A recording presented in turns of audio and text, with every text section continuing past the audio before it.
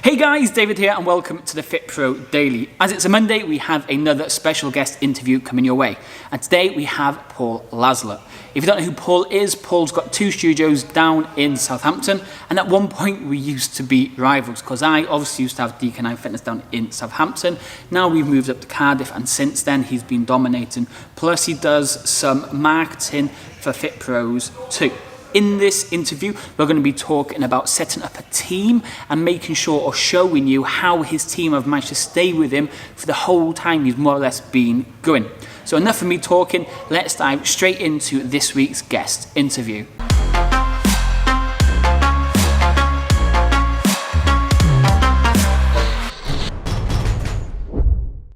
Good afternoon, everybody, and welcome to this week's episode. Today we have Paul Laslett. Now, I'm not sure if Paul knows this, but once upon a time, me and him used to be competitors in Southampton. Did you know that? Very aware of that. Yeah, you were just outside the centre, weren't you? We were indeed. Yeah. You know when you like have your business, you're always spying on other people to kind of see what they're doing.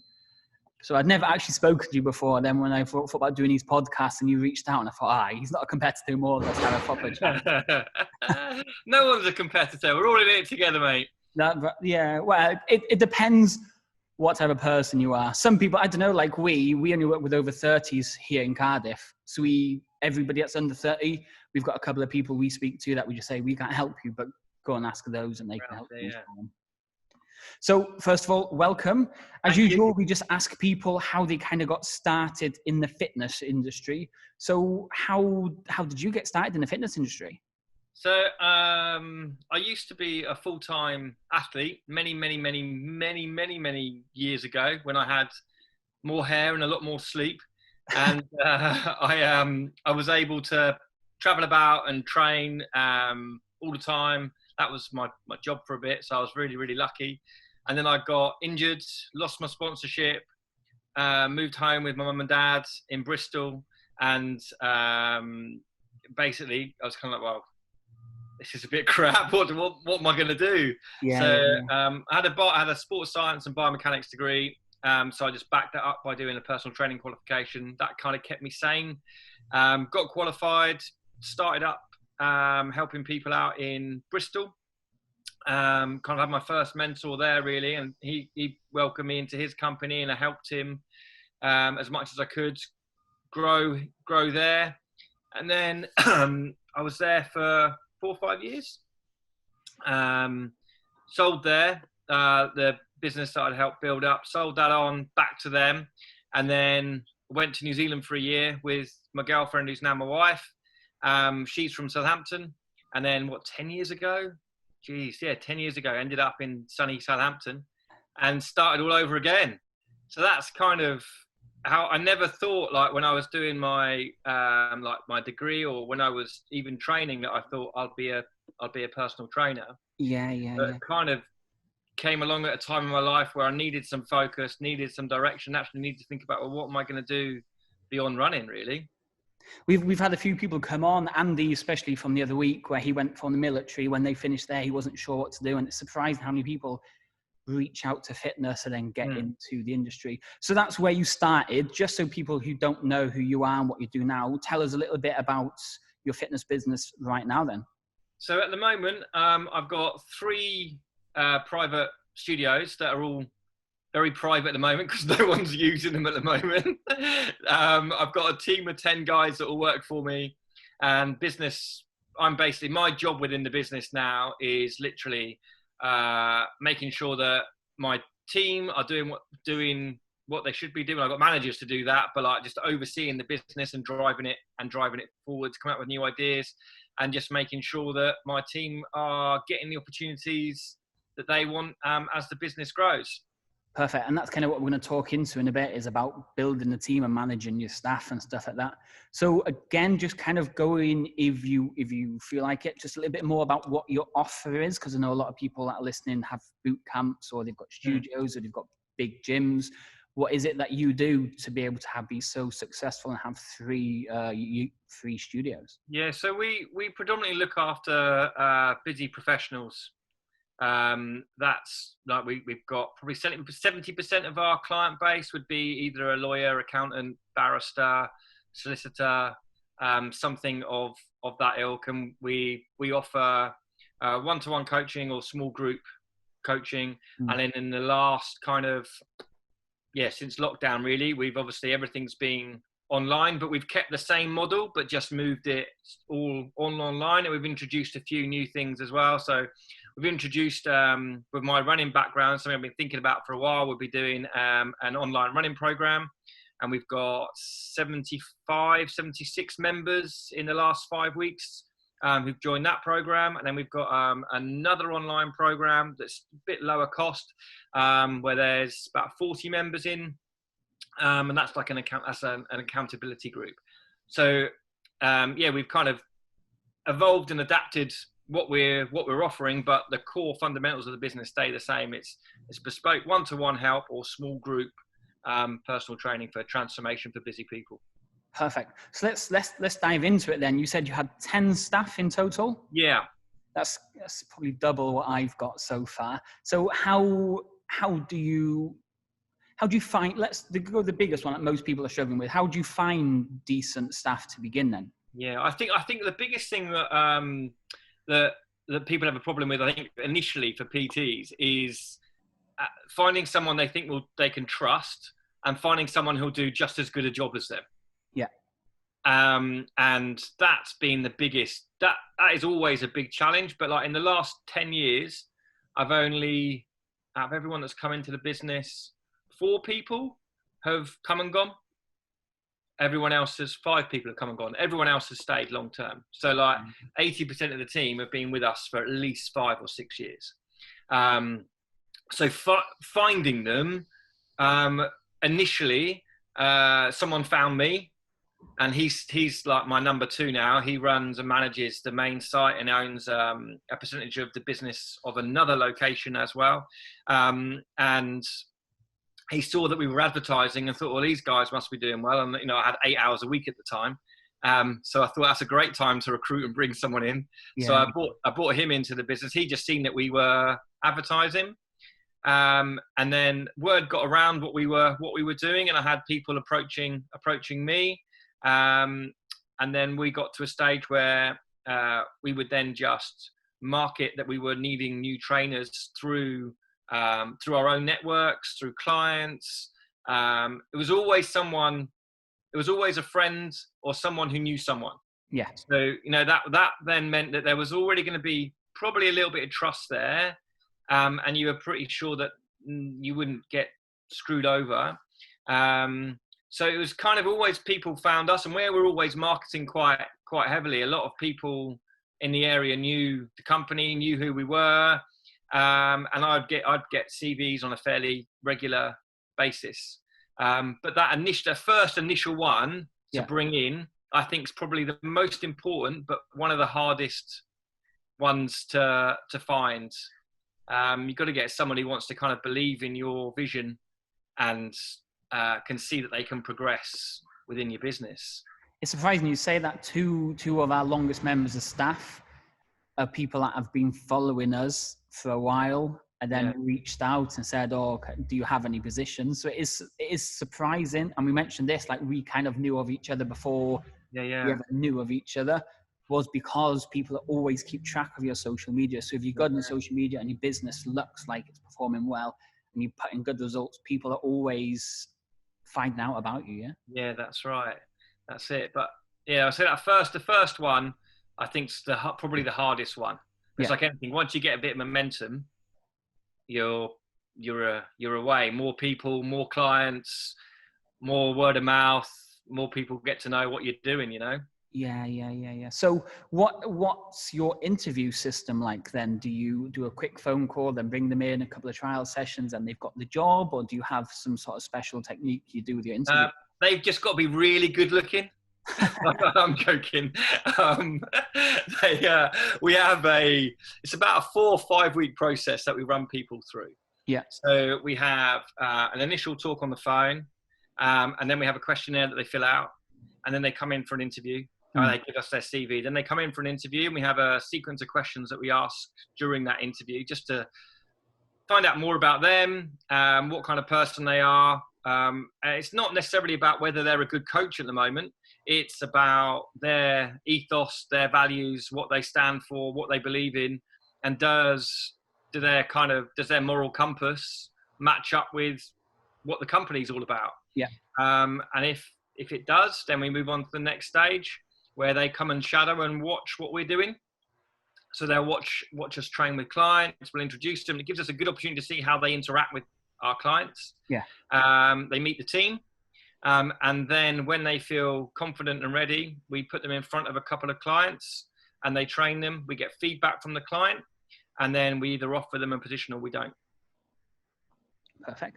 And when you put in positions out, do you tend to always go full time, or do you tend to offer a few casual hours first, or how? It depends. It depends on what's going on in the business. So some guys have come straight into kind of 15 hours a week of PT, and some have started on kind of 5 or 6, and then quickly built up. I think if you've got some decent systems in place where you can get clients, you can onboard people, and you know that you're ready for that growth, then I always get someone in before I need them. And I find if I'm recruiting someone, then it's a really good kick in the ass, because I think if you're on your own, sometimes you get really, really comfortable and you just settle in, don't you? But if you're always bringing people into your business that rely on your company for their income, then that keeps me very, very motivated to keep money coming in. So, because they've got mouths to feed, That is a great way of looking at it, because a lot of people wait until it's too late to find that team member, and then they kind of rush the process. Whereas if you're starting to get to the point you're thinking, this is getting a little bit too much, bringing that person in before it gets too crazy, at least then you can build them up to your levels, what you need them to be. Exactly. And then both of you can go the same way. Exactly. I mean, I never wanted to get myself too busy. I got really busy the first time I had a business, and I had no time to do anything else. So I'm sure it's like a lot of trainers. You want to fill your diary, and then your diary's full. You lose a couple of clients, and then you need some more. You get to the same stage. Yeah. And you just keep repeating that process. Whereas I always wanted to have time to be able to do the extra stuff to, make sure that the business was running smoothly and efficiently. So I'd never done loads and loads of hours of coaching and PT. And our clients would see, we run a multi-coach system. So a client would see a combination of trainers. Okay. So if they're doing, say, 2 or 3 sessions a week, they would see one on one day, one on another, and then maybe the first one they saw at the end of the week, or something like that. Yeah. So what is the trick then to keeping staff long term then? I think you've got to care about them a lot. Like for me, my team that have been with me for a long time, they're like my extended family. I truly care about them and their development. And they're all very, very loyal. Like they could pick up their own clients if they're approached outside of my sites, but they bring them in. They bring them into the gyms. They bring them into our locations because they believe in what we're doing. So I think that you've got to understand what your team wants, what makes them happy, what motivates them. And then you've got to make sure that your business is going in a direction that they want to go in, that they can see some progression on. So for me, it was important that I built a business up that meant that I didn't miss, bedtimes, morning with the kids. I've got a 5 and a 3-year-old, and I always wanted to make sure I was around as much as possible for them growing up, because it's special time that you don't get back later in life when they don't want to hold your hand walking down the street and stuff, So I wanted to be around to make the most of that. So I wanted to make sure that not only for me, but like for my team now that have got families, that they have some kind of passive income coming in for them and the rewards are there for them. They don't have to work all the hours to make their money, if that makes sense. So I've structured the business in a way that means that when they work their way up the ranks, and they become involved in new projects that we do, there's the incentives there for them to be able to earn a bit of money without them having to be at the gym. Yeah, no, that's good. So caring about the staff and all that type of stuff, do you then offer CPDs so they're continuously progressing and trying new courses and just making sure that they're always ahead of the game? Yeah, so like if we have there's a new project that we're involved with that is going to be all about as heart rehab, basically heart rehab and prehab. So like getting them on courses for that and stuff. And if there's anything that they want to be doing or want to learn more about, then it's actively encouraged that that's what they do. So yeah, it's as much about their kind of personal development as well as their career development. Yeah. And that that's the important thing. And having like, sounds really, really kind of simple, but just having conversations with them. And we have a weekly team meeting. Usually do that kind of over a coffee, but now obviously it's all online. And it's just time for us all to get our heads together. And for me, it's really important that they feel like the business is theirs too. They're not just working for me; they're working for us all as a team, and they're emotionally invested in the direction that we're going in. And they want to see it do well. Yeah. The amount of people who don't do staff meetings makes such a big difference. Yeah. Asking your team what they think, what changes can happen, what they would like to see. You see, it just gets them invested in the business a lot more. Yeah, exactly. So like, I don't profess to know know everything. So like when we have our team meeting, it's very open. Like, look, this is what I'm thinking of doing. This is the direction I want to take the business in. What do you guys think? Yeah. What do you want to do?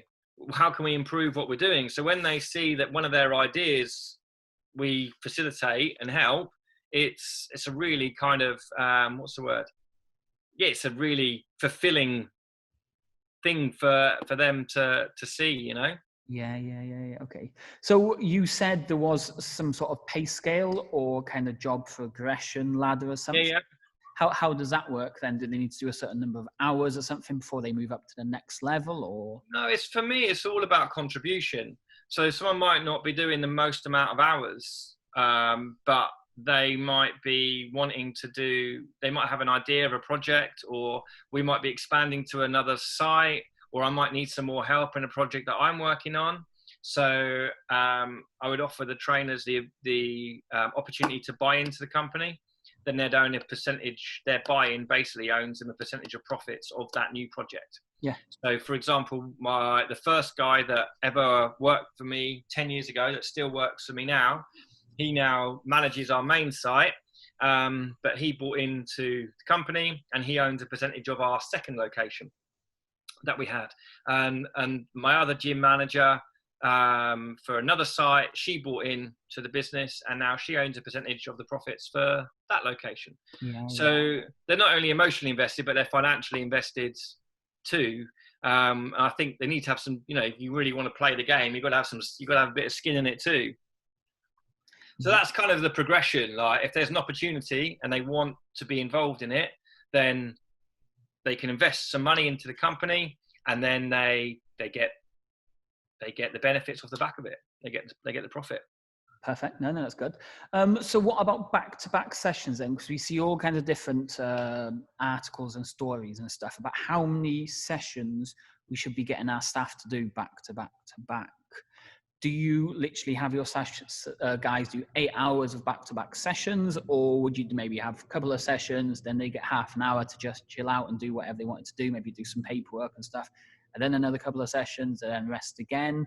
Or how do you kind of structure your staff timetable? So it all depends on what clients' bookings we've got. It's quite flexible in terms of if the trainer leaves their diaries open for as long or as short a time as they want. They'll schedule their own kind of food breaks or exercise breaks in. and then they get their appointments around those breaks. So I guess it's quite flexible. But obviously, the more open their diary is, the more work they're going to get. And some days they might do X amount on the bounce, but then the next day they might be a bit quieter. Okay. So it's kind of ups and downs. But I wouldn't. Everyone could be different. Like someone might be able to blast through 6 sessions on the bounce with no worries whatsoever, whereas someone else knows themselves by session 4 they're not performing, so they need a rest. Yeah. So it'd be a bit different for probably everyone. That's depending on what people can do, basically. Okay. What your endurance levels are like. I don't know. When we've been there, when we start off, and we used to do, I don't know, 6:15 in the morning until 10 a.m. at night. Yeah. Go to bed and do it all again the next day. Yeah. Well, I say it depends on the stage of your business as well. Yeah. Okay. So we've talked about keeping staff and progressions and stuff like that. And then we've talked about at the start about getting new staff. How do you not have the worry of give the keys to a staff member to do all your sessions in the morning to kind of make sure that they're actually going to turn up and do the job properly that you've asked them to do? Just having the right protocol in place, having the right team managing them in place. If you're having the right mentoring in place for them, so they understand what's going on and why it's important, why the little things make a big difference. Seeing what the other members of the team are doing, and understanding this is where the bar is, and you need to be up on that level. Yeah. So it just comes down to kind of business ethos, really, and what are you instilling from the top down? Are you instilling a lazy task force, or are you kind of leading the way and showing what's expected? Are you always on time, or are you late to stuff? If you say you're going to do something, do you do it? All that kind of stuff just means that there's an example set, and the same from the management. They've got all the guys and girls who are managing sites. They follow that, and we've got a high standard. And when new people come in, then they see where the standard's at, and they know, right, well, I need to make sure I keep my game up. Definitely. And one of the last things before we kind of ask you via anything else, a lot of people also worry about, say they teach a squat in a certain way and they're bringing new people in who teach it in different ways. How would you make sure all the team coaches people in the same way? Or would you like your staff to have their own kind of individual ways and techniques of teaching certain things? So I think from a client's point of view, variety is really important. I think one of the reasons why the company has kept clients since we've opened to now, and we keep people for a long time, is that variety. So if you're always seeing the same person 3 times a week, week after week after week after week after week after week, you can get bored as a trainer, and clients can get a bit like, same kind of exercises, same routines again. So having that variety in the different coaching styles, I think, is really important, because it helps give the client, I think, even more value. Yeah. As long as everybody has the same ethos in that, we don't kick the crap out of people, we don't beast people. It's always safety first. Risk reward in terms of exercise. Don't get a client to do something they don't really need to do if there's a chance of them getting injured. As long as people are kind of following those rules, and we try and we don't do like sets of stuff all the time. So it's not like 5 sets of the same exercise. We try and mix things as much as possible, so the client isn't doing more than 1 or 2 exercises the same in the same session. So it's all about variety and expanding the client's mind. So if someone's taking a session one day and someone else is taking another, as long as they know what that client's all about, they know what motivates them, what demotivates them, what injuries they may have got, what niggles they've got, and what kind of structure to work them through, then if it's different or slightly different, as long as they're fulfilling that criteria, it's happy days. No, that sounds good. Okay, to finish, and have you got any more additional tips or advice and stuff on managing a team or finding staff, or like you say, keeping them for the length of period of time you've kept your staff? Yeah, so I think, like I say, first of all, like I said at the start, just like really caring about the people you bring in, see them as an extended part of your family, and it's very hard to trust someone if a client's been training just with you for years and years to then kind of hand them over to someone else. It's a really hard transition. That's something that I can understand is very hard to do, but if you do that in the right way, have the right conversations, make the right introductions, and people will soon get used to seeing someone else a little bit as well. Don't get too busy before you recruit, because then, like you said, you don't have the time to bring people in properly. You don't have the time to kind of actually do things in the right way, because you're too busy training clients all the time. You need to be able to oversee what's going on. Yeah, no, I think that's a really key point bit where you mentioned there. You've had the clients for such a long period of time, and you're desperate to take that staff member on, but you're just too scared about what that person's going to think. You just need to think in your head, this situation might be holding you back. You bring that extra person on, you almost double the size of your business. Yeah, so you can't let other people's thoughts about how that client's going to feel stopping you from really pushing and expanding the business. No, that's it. And I think at the end of the day, you've got to think, what do you want out of your business, and what do you want out of your company? What do you want?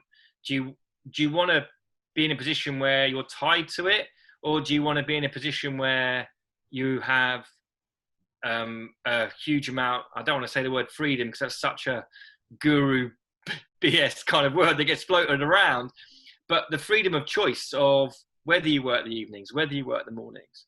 Because ultimately, you could have 2 people working for you on a Monday night and you've got more capacity. As long as you know how to grow your business, you've got more capacity. 3 people, more capacity. 4, more capacity, to be able to grow into it. But if it's just you, you're always going to be at a ceiling. Sure, you can do more groups, you can add more groups, all that kind of stuff, but it's still you doing everything. And if you're not doing it, if you get ill, you go on holiday, everything just stops. Like you say, it's changing your mindset around it and establishing what is it I want to get out of my business, and having a few maybe stumbling blocks along the way.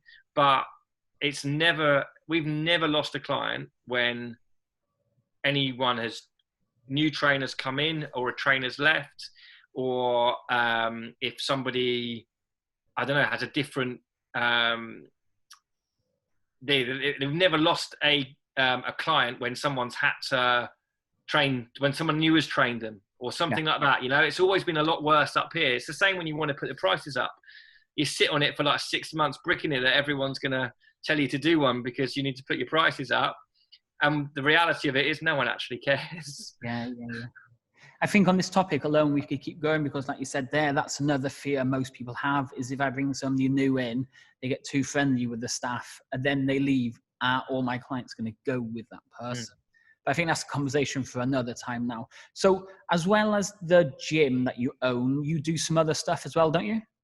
Yeah, so I do, so we have the PT business, but also do some business coaching as well for personal trainers. So there's another guy I run that with, a guy called Tim Tavender. He's digital marketing chap. He's been running our ads and Google stuff for 8 or 9 years. 9 years.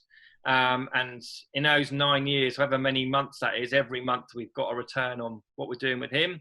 So we put our heads together about 5 years ago, and started from kind of my background of growing a business that operates multiple sites without me doing everything, and his kind of marketing expertise. We put our heads together, and we help a bunch of PTs who want to grow their business beyond just them, really. Yes. How can people find out a little bit more about that then? So we've got a free group which is just called Thriving Personal Trainers. That's on Facebook, or just drop me a message on Facebook and just say hello. Don't bite, and I'm not gonna jump on the phone and give anyone a hard sell or anything either. So yeah, just find the free Facebook group, or just drop me a message on Facebook, or have a look at the website myptgym.com. Perfect. Cheers. Okay, so that was Paul. What did you think of the interview? I would love to know. If you're brand new to the channel, don't forget you can always subscribe by clicking that big red button below.